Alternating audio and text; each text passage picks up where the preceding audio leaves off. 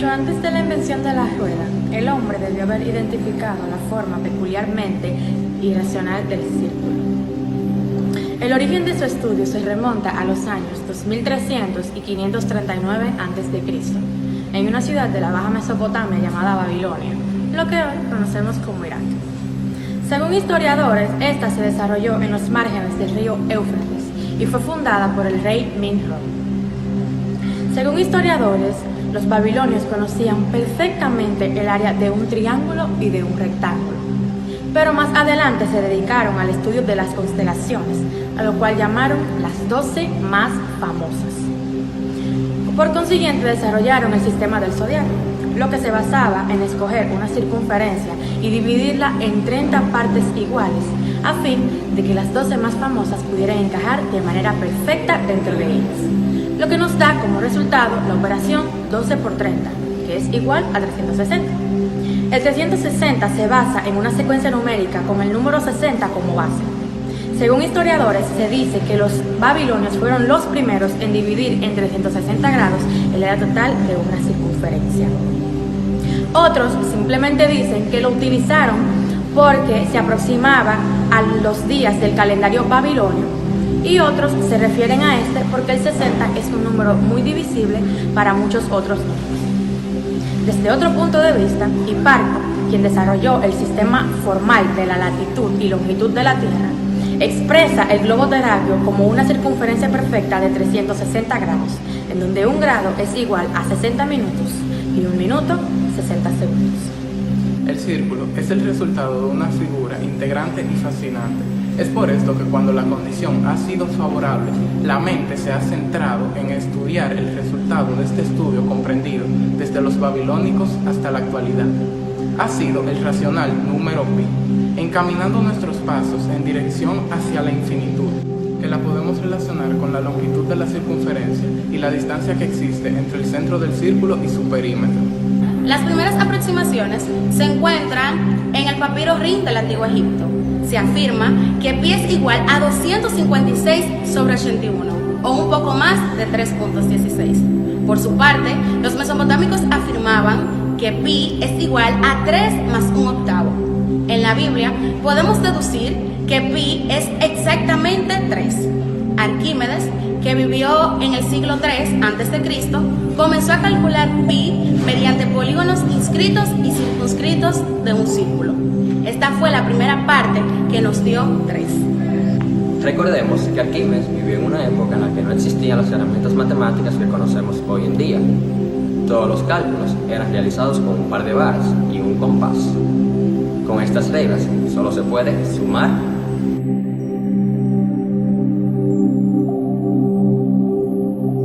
multiplicar, dividir,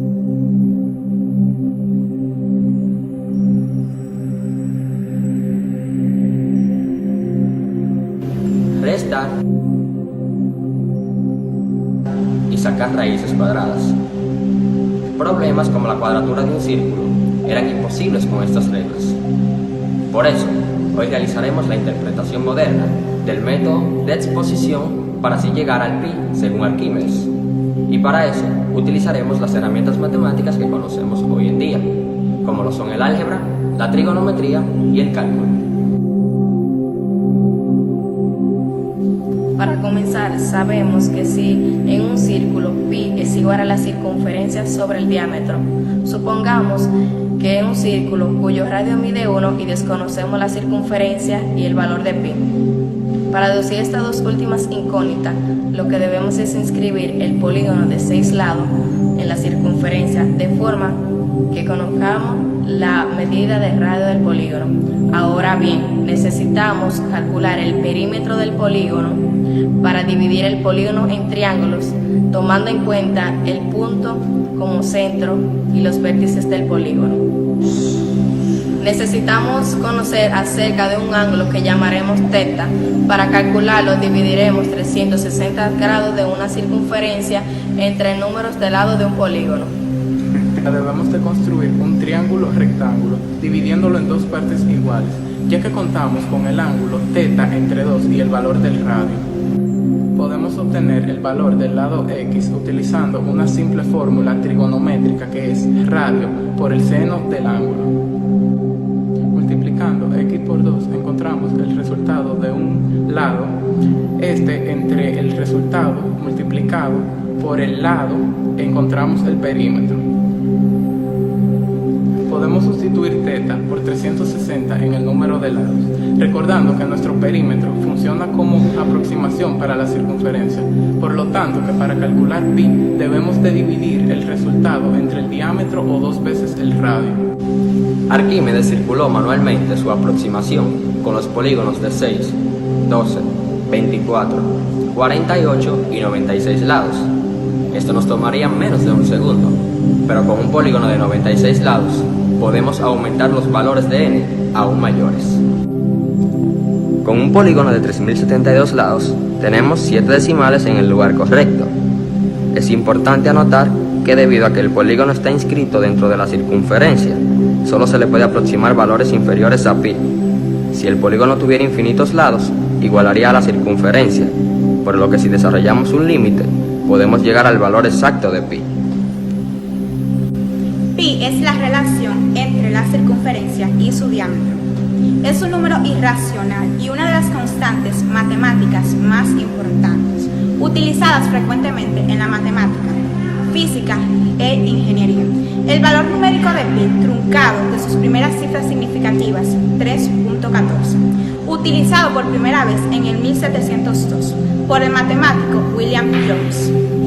Pi es la razón del perímetro de la circunferencia sobre su diámetro, que da como resultado pi, que es igual a 3.14. Los elementos de una circunferencia son radio, diámetro, círculo y centro.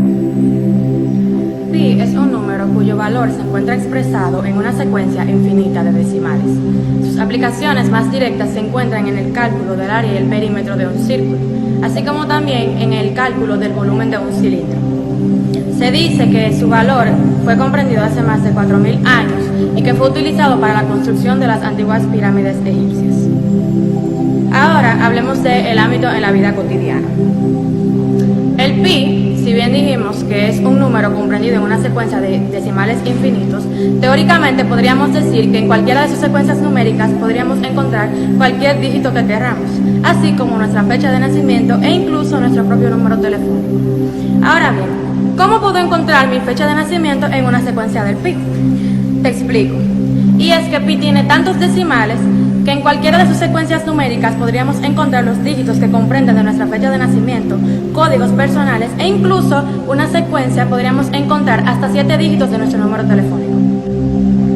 En la literatura, muchos escritores han utilizado la longitud de las palabras correspondientes a los mismos dígitos que dictan el número del pi, así como José María Caballero, quien en sus 101 relatos ha utilizado esta técnica, concursando en los microrrelatos bajo los márgenes de que cada palabra debe tener la misma cantidad de letras que cada uno de los dígitos que datan en la secuencia del número pi, comenzando así con una palabra de 3 letras, seguida de un conector o una palabra monosílaba, y por consiguiente una palabra de 4 letras, y así sucesivamente hasta llegar de manera parcial o totalmente a los 20 dígitos posibles de los primeros números del pi luego del punto decimal. En la música, por otro lado, el músico David McDonald ha ido un paso más allá en el debate, pues ha puesto su servicio y creatividad a la disposición de la música matemática. El pianista escocés escogió la escala de la menor armónica con la séptima nota alterada y le añadió a cada una de las notas musicales un número del 1 al 8, agregando así 2 notas musicales más, el sol sostenido grave y un si agudo, quedando así los 10 primeros dígitos que van después del punto decimal en el número del pi.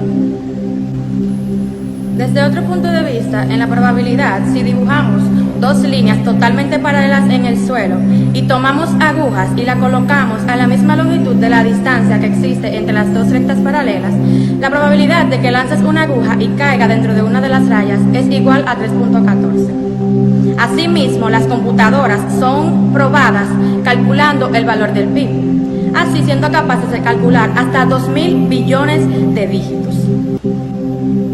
Hablemos de algo mucho más sencillo, el calendario. Un año tiene 365 días, 52 semanas, 8.760 horas, 525.600 minutos, lo que equivale a 10 millones de pi. Esto debido a los factores tiempo ya antes mencionados. Hablemos del ecosistema. ¿Qué tiene que ver el pi con la naturaleza? Bueno, si dividimos el número de abejas hembras de un panal cualquiera en el mundo entre el número de abejas macho, el resultado siempre será el número pi.